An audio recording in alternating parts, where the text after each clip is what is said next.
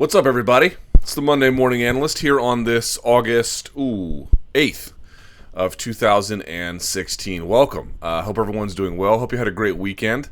I did. I took it off, actually, so I got a little bit of a downtime, a little bit of time to reset and relax, and it was quite enjoyable. But here we are on the Monday, ready to look at the past weekend's card. Really, there was only one big one. It was UFC Fight Night 92. So here's what we're going to do today. It wasn't that the card wasn't good. It was actually really good, for the most part anyway. But there wasn't necessarily really... There were good performances. There were great performances. But nothing really stood out to me as a moment in time I could freeze and then say, wow, we should really take a deeper dive into this. It just wasn't enough there. Now, there, again, were some pretty, borderline exemplary performances. So here's what we're going to do. Normally this podcast is in 3 parts. We're going to do like a mini version of that today, just because I don't want to... The last podcast was over an hour, and some of you guys are complaining it's going too long, and I think you're probably right to some extent. So for this one, I'm not going to just overdo it. We're going to really condense it, and we're going to look at the card today like we normally do, but rather than having this extended middle segment, we're just going to do like a mini version of that inside the first segment, basically, when we look at some of the takedown defense of Cub Swanson. Nothing too major, nothing too serious, but just a little bit of a... normally bigger than what we do in the first segment, a lot less than what we do in the second, and then we'll just move on. Plus, there's no fights this upcoming weekend. So, all right, but without further ado, let's get to it. UFC Fight Night 92 took place, as I pull my notes up, here at the Vivint Smart Home Arena. This was the UFC's debut in Salt Lake City. It aired on Fox Sports 1. They announced the main event winner at 1:25 in the morning, according to my DVR, which is abusive on the part of Fox Sports 1 to do that. Really just exploitative of the audience, quite honestly. I mean, there's really no business doing that. Sorry, there's just not. The attendance, not that great, 6,689, and for a total gate of 481,000. A little bit more like a Bellator event in that regard. For a first time at a new place, the attendance was a little low. I thought it'd be a little higher, maybe closer to 10,000, but let me look at the Vivint Smart Home Arena's capacity. Let's see. It has a capacity. Yeah, I mean, it can hold up to 20,000, so that's not a great number for attendance. But then again, the card didn't necessarily feature a ton of bigger names, although it did have some hometown guys like Court McGee. All right, so we'll start top down. So the main card, 6 fights aired on Fox Sports 1. The main event, Yair Rodriguez in a featherweight contest taking on Alex Caceres. And everyone says Caceres, but I'm told it's pronounced much more closely to Casarez. Rodriguez wins via split decision 46-49, 48-47, 48-47. I do not know how you give 4 rounds to Alex Caceres. Now, certainly I can give him 2, but I can't give him 3, and I definitely can't give him 4. I don't know what that judge saw. Even if you don't have really necessarily a great understanding of striking, and not all of us do, it was pretty easy to tell who was A, landing more, and B, who was landing with greater power for the most part. Certainly Casarez had his moments, but enough to give him 4 rounds? That seems like a grotesque error. In any event, it was actually a pretty good fight. The 5th round wound up being a pretty good round because the 3rd and the 4th the action dropped off a little bit, so it ended well. What do you say about both guys? So, in terms of Yair Rodriguez, shows continuing improvement. But this fight to me was like the 5-round fight is really great that we're seeing more of these because it's giving you a better view of someone's game, right? Not just because there's more time to throw and more time to act, but obviously your performance in your 5th round and your 4th round, with a few exceptions here or there, it's not going to be the same in your 1st. And what winds up happening is that makes you vulnerable in ways that we don't necessarily normally see in the 1st or in a 3-round fight. So for me, like what was really noticeable about this is like on the good side, obviously he's really tricky with any number of kicks he throws. He feints one way and then feints the exact same way behind it and then throws something completely different. So you bite on a feint and you think even if that feint comes again, you think you know what's coming and it doesn't. He goes upstairs, downstairs really well, right? He'll throw like a oblique kick and then there's a spinning back fist right behind it, keeps you honest. He can do... he does a lot of jumping switch attacks when he sees you walking off at an angle, right? Jumping switch roundhouse, wheel kicks, You name it. Like there's just a really complete arsenal of kicks. But to me, like the big knock on him was not that he didn't fight well. He did. He obviously fought really well.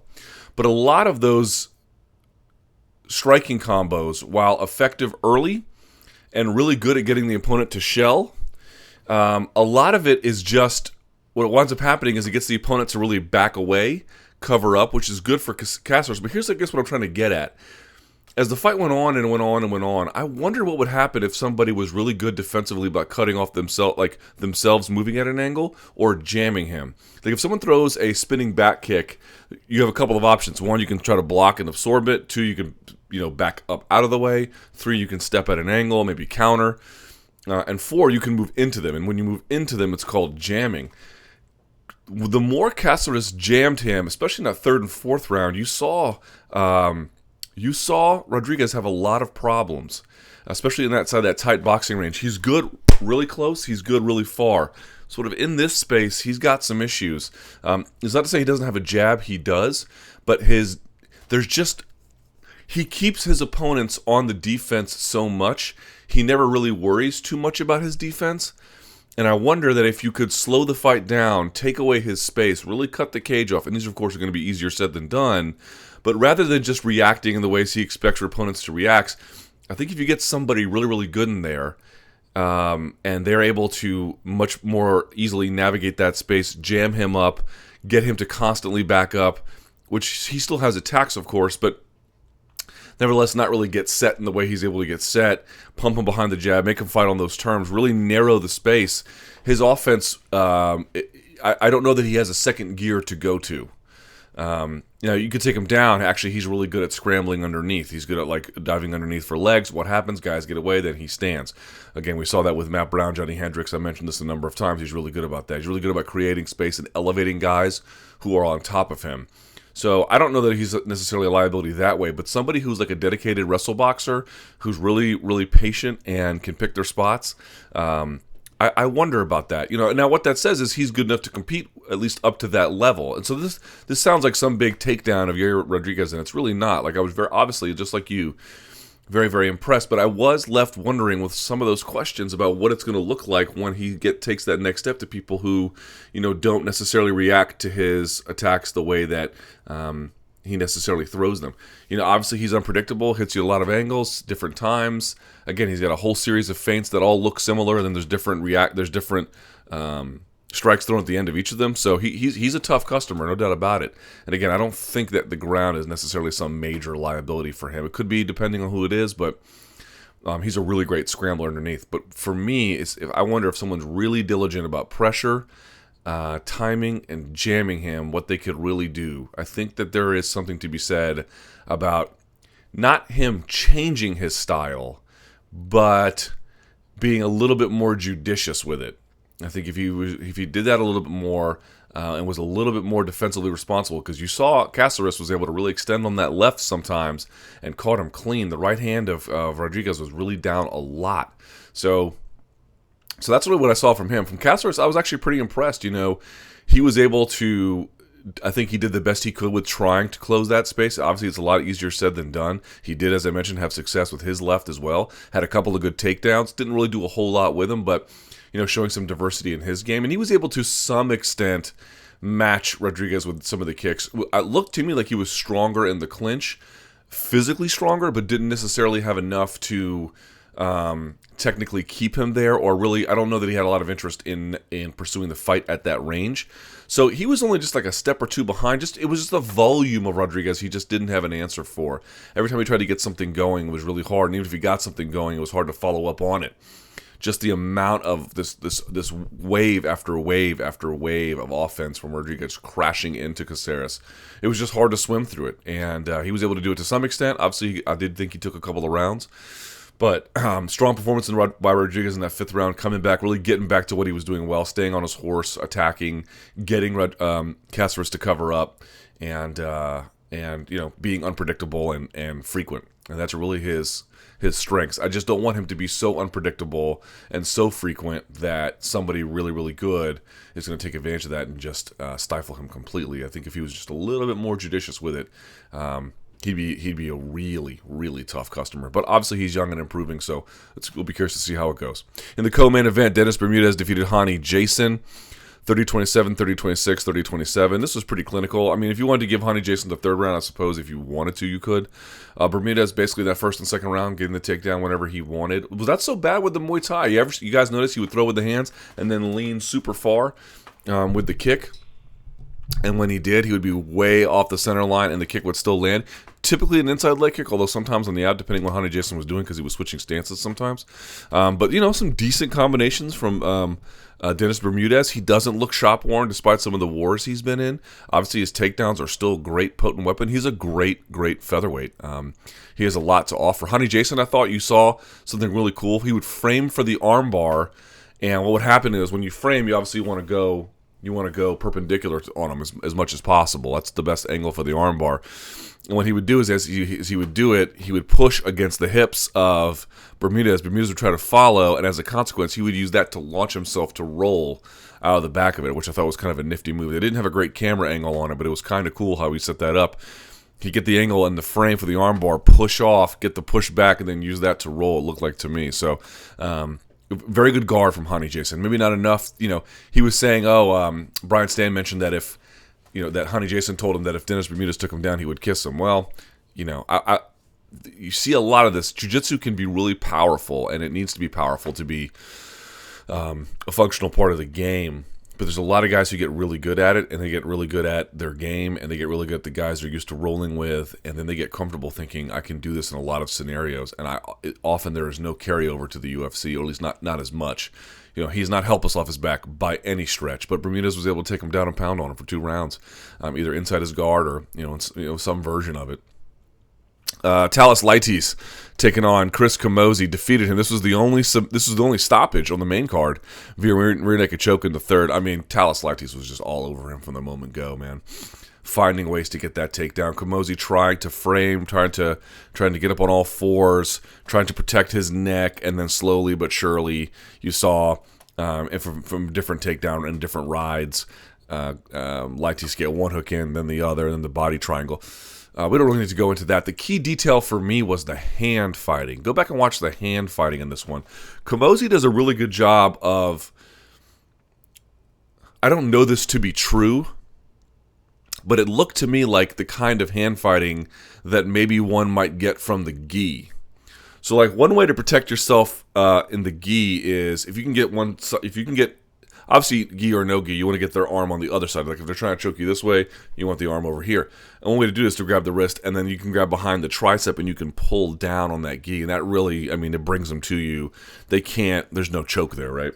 That's a really strong way. It looked like he was doing that on this side, which you can also kind of do depending on what you're trying to do. It's not recommended you want to pull someone down because that can really give them the scoop. But I've seen some people try to bring other guys down because they feel like they've got more control.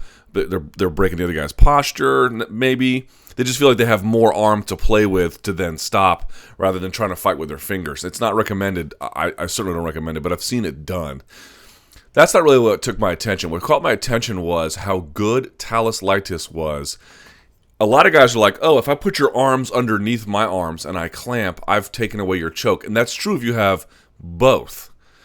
What Talis Laitis was really good at was getting the hand that was underneath the armpit of Camozzi to control Camozzi's wrist, either the inside wrist or even the far one. If someone behind you, this is like the Marcelo Garcia special, if someone behind you with their arm underneath yours and they're trying to attack you and they grab your wrist, you are in trouble. You need to address that immediately. Now, you can't let go of this one because that will create some problems. But what ended up happening with Camozzi was Laitis would take the back, dig a hand under, okay? He would have one hand over the... Camozzi would have the one arm draped over him, and he would have like a 2-on-1, or at least a 1-on-1. That left the other arm, sometimes the left arm of Laitis, free to fire, so he would fire. So Camozzi would stick the hand up. I believe it was more like this. And what winds up happening is, as a consequence of this, he could then take his other hand and just reach through and grab. And you saw that. So the ending sequence, go back and look. He's grabbing the wrists of Camozzi, which allows him to just get that forearm across. And once he gets here, and then he leans the shoulder in to cover the space, it was all she wrote. But the key there to me was the superior hand fighting of Lactis. Patient, diligent, didn't rush it, and really looked before he tried anything. He didn't try to just force stuff through. He waited until he was able to get control even underneath the arms of Camozzi to get the wrists behind him, and that made all the difference in the world. Santiago Ponzinibbio defeated Zach Cummings, unanimous decision, 29-28, 29-28, 30-27. Both guys have really improved to me. This was a difference between Ponzinibbio and having better hand speed and maybe a little bit more combination work. Obviously, there were two opposite side stances. Brian Stan made a big note about Zach Cummings circling towards his own power hand, and which also ended up being the power side of Ponzinibbio, and maybe that's why some of the head kicks landed. I actually find, I got to be honest, man, Zach Cummings has really surprised me in his last couple of fights. He has turned into a pretty capable counter striker, man. I definitely have to give the guy some credit. I have been impressed with his patience and his understanding of his own weaponry and when to use it and how to use it. Now, the circling issue, maybe he just feels more comfortable circling into his own power, if that means even walking into someone else's own power. I don't know. I have to talk to him about it, but credit to both guys. Ponzinibbio just had a little bit more speed, a little bit more athleticism, a little bit more dynamic combinations, but I gotta say, Zach Cummings has been definitely putting in the work in the gym, and it's showing. Trevor Smith just absolutely ragdoll Joe Gelati, 30-26 across the board, and then Marina Moreau defeated Danielle Taylor, split decision 28-29, 29-28, 30-27, in one of the worst fights ever, where literally I believe Moreau set a record for the most number of missed shots. Not like shots, but like punches, strikes. Court McGee defeated Dominic Steele, unanimous decision. Got another workmanlike thing for him in his hometown. Happy to see that. Marcin Tybura defeating Victor Pesta, KO head kick. This was amazing. It was jab, cross, feint with the left. Not even feint, but like Paul with the left hook. Find it, bang, up the gut. Essentially, well, not to the gut, but essentially up the middle to the head kick. Boom, perfect. Brian Stan broke that one down perfectly. Hands were just there to get, the hands extended, essentially, of Pesta, and he paid for it. It was incredible. David Tamer defeated Josh Novelli, KO punches, 125 of the second round. By the way, Victor Pesta got put away at 53 of the second round. Not too much to say there. Everyone's favorite womanizer, Teruto Ishihara, defeated Horacio Gutierrez at 232 of the first. Gutierrez not using a ton of head movement, coming forward. Ishihara backing up. You could see him time it perfectly. Eyes downfield, bang, throws to left and collapses him. That was great. Good follow-up. Ishihara had one takedown in there, or takedown attempt, I should say, where he literally ran at Gutierrez and then changed levels, and it was easily stuffed. He's a bit of a wild card, that guy. But to keep your eyes open in the pocket, move space, boom, time to the left for a guy who was kind of reaching and coming forward in a straight line. It was great job there by Teruto Ishihara, the Team Alpha Male guy. Okay. Then we move real quickly to the preliminary Fight Pass card. Going to do this backward because we're going to end on Swanson versus Kawajiri. Justin Ledet defeated Chase Sherman, unanimous decision, 30-27 across the board. Justin Ledet's jab, whoa. That was an excellent jab, man. Stinging, perfectly timed. Again, Brian Stan broke this one down really great. We always talked about it on this one. If someone's walking in kind of a rhythm, when do you strike them? You don't strike them on that rhythm. You strike them on the half beat. 1, 2, 1, bang. That's when you hit him. And that's exactly when he hit him. He was constantly timing him before he could ever really set his feet, drop on that rhythm. And Sherman, credit to him. He's got a hell of a chin and a forehead, but he was getting chewed to pieces by that jab by Justin Ledet. Really good stuff. The cross coming behind it, and I think Brian Stan mentioned this too, a little bit of head hunting, I think, going on by Justin Ledet. I'm not sure why. I mean, if the target's open, keep throwing it, I suppose. I'm not exactly sure what he was thinking, but for a UFC debut, check out Justin Ledet, man. If you're a Fight Pass customer and you missed this fight, go back and check it out. You don't see heavyweights with jabs like this. Really, really nice stuff from him. I was very impressed. Obviously, long way to go, but guy's got a killer attitude. He trains with Brian Jennings, I believe, or at least has in the past. He's got some skills, so heads up on Justin Ledet. We'll see what he can do with his career. All right, so let's do this very quickly. Just take a look at Cub Swanson defeating Tatsuya Kawajiri. Now, he won 30-27, 30-27, 29-28. I think I had it 30-27 as well. But there was just one thing that I thought was mentioned throughout. Cub Swanson is similar in this regard to Yair Rodriguez, which is to say, Swanson hasn't changed his style much at all. But he has become slightly more judicious with the way he throws strikes, and that has paid off. And he's gotten better at takedown defense. But I saw some people commenting to me, hey, can you talk about how much Cub Swanson's takedown defense has improved? And the answer is yes, I can. But we also have to be complimentary of what Frankie Edgar was able to show. So I think the answer here, and I'm about to show why I think this, the answer for Cub Swanson is, if someone asks me, has his takedown defense improved? The answer is absolutely, no question about it. Is it also true that the kind of threats Kawajiri was offering, they're just not as dynamic as what Frankie Edgar can offer? That is also true. So let's take a look at that, and I'll show you what I mean. All right, real quickly, let's just look at what happened with Swanson and Edgar, and then we'll look at Swanson and Kawajiri very briefly. Not a whole lot to this. There's one camp that argues, look, Swanson's takedown defense has improved. There's another one that argues, well, look how much better Frankie Edgar is than Kawajiri, and they're both right. I just want to spotlight a couple of things. Now, Edgar's takedowns generally in this fight are much more sophisticated. He did have one blast double, but this kind of sequence will show you why both camps are right. So here we have Swanson. He launches an uppercut. It misses.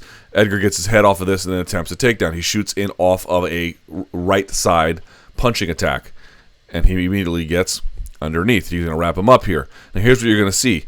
He's going to get underneath. From here, if he digs this deep enough, there's all kinds of takedowns you can do. Daniel Cormier loves this position. One hit, far hand around the hip, one hand underneath, dig that elbow underneath. You can lift and turn and dump him. I think he did that to Josh Barnett as well. Look up your head, lift your head up, look across the back, and you can pick him up. And there's any number of things you can do with this one.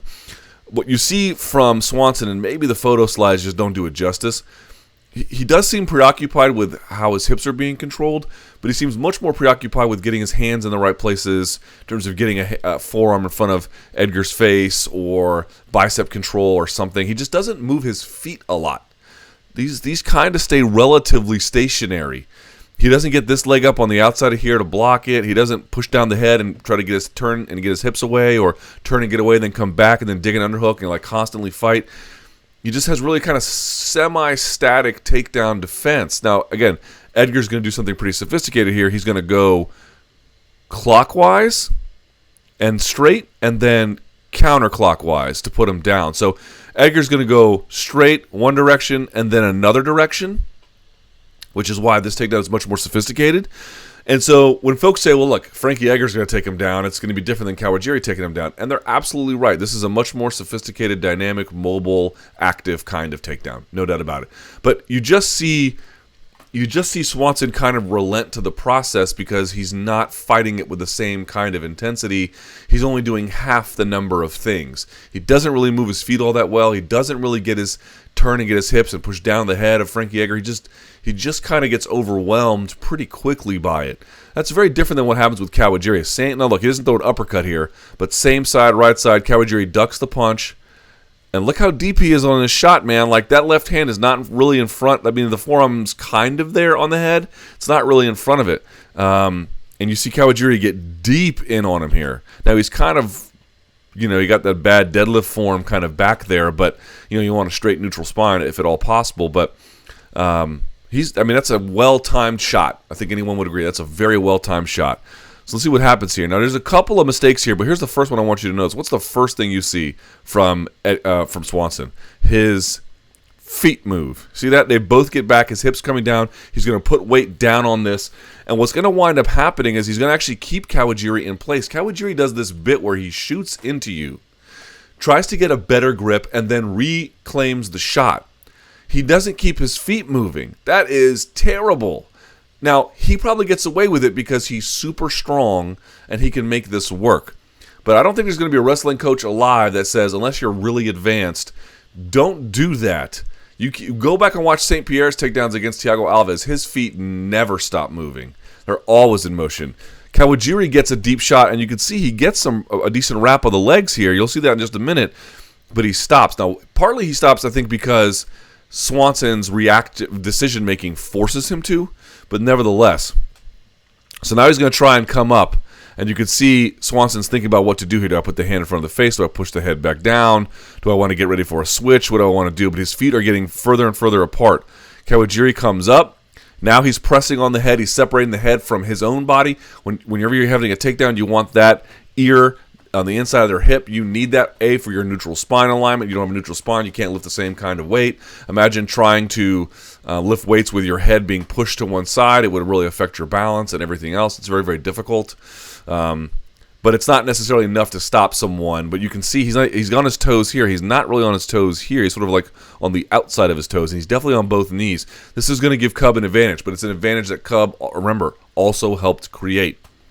So Kawajiri keeps pressing forward. Cub's still thinking about what he wants to do, staying calm, not letting his feet get all torn up, which I really appreciate, and he's still moving them the whole time. Now Kawajiri's on his feet, and he's going to drive. He's going to pick up, lean, and drive. And he's going to do it at a doubled angle. So Kawajiri shot this way. He shot sort of towards this Utah Sports Commission sign, and he's going to double off towards the Bud Light sign. Remember, you can do a blast double backwards, but the best way to do it is to make contact and then double off at a right angle. That's the best way to make a shot happen. So he's going to double off this way. He's going to pick him up. Swanson, first of all, puts in the emergency brake. Cub Swanson's trying to get a hand in front of the face. Can't necessarily quite do it. But nevertheless, this is going to prevent Kawajiri from getting that huge, big turning lift where they can, Freddie Serrano style, pick you up and turn you and then slam you as they land into side control. You may still get taken down this way, but you won't necessarily end up in a worse position. This will at least help you retain guard or butterfly guard or something along those lines. But Cub Swanson is super smart, man. What does he do? Because Kawajiri can't quite get that lift, they land on this right leg of Swanson and watch the right hand of Swanson. He plants this. Now, what does this allow him to do? He's going to bump his hips forward, and he's going to use this leg to kick out. And that's going to cause Kawajiri to get off balanced. It's not a full sweep. You'll see. It's not like a judo throw exactly. It's more like an off balancing, just a little bit. But this hand is planted. Kawajiri's got both of his hands C-gripped here, right? So his hands aren't free to post. That leaves the post hand free of Swanson. And here's what happens. And you can already see we're in motion here. But before you just don't even look at this leg. Whose hips are closest to facing the mat? Swanson's. Look at his are facing like the upper tier of the octagon or something. And so he takes this moment. Who's got the higher hips and the heavier hips and the hips that the gravity are facing, and who just has the better reaction to decision making here? Bang, and he comes over into mount. So this tells you a few things. One, Kawajiri's takedowns are just not as sophisticated as Frankie Edgar's. However, it is also true that not merely did he get Swanson, his feet always in motion from the word go, but doing stuff like this, separating the head from the body, pushing on it, forcing a non-neutral spine or an angled off spine. He was really, really good about that. The takedown defense of Cub Swanson here, definitely a work in progress, but definitely, I should mention, a work in, quote, progress, _progress. He definitely is getting better. And last but not least, our third segment where we look ahead to the big MMA this weekend. There really is none. There are, of course, going to be a bunch of MMA shows across the country or the planet, I suppose, but there's no World Series of Fighting, no Bellator, and there's no UFC. So what will we do for the Monday Morning Analyst? We will do Aldo versus Edgar. You guys have been waiting for it. You've been asking for it. On Monday, you will have it. That will get us ready, of course, for Conor McGregor versus Nate Diaz. Now, that is not going to be at a featherweight fight, but, of course, it does actually have featherweight implications. And certainly the winner of that bout, Jose Aldo, is maybe next in line for Conor McGregor. I don't know. Your guess is as good as mine on that one. But nevertheless, that'll be a good time to squeeze it in there. It's the one weekend where we don't have a UFC event, I think, until like October or something. So it's going to be now or never. So we'll get that in on Monday. I appreciate you guys being patient waiting for that. UFC 202 is the weekend after next. We'll focus on that in the next Monday Morning Analyst. Any corrections, comments, questions? Luke.thomas@sbnation.com. Thank you guys so much for watching. Please give it a thumbs up, share it, appreciate it, and until next time, enjoy the fights.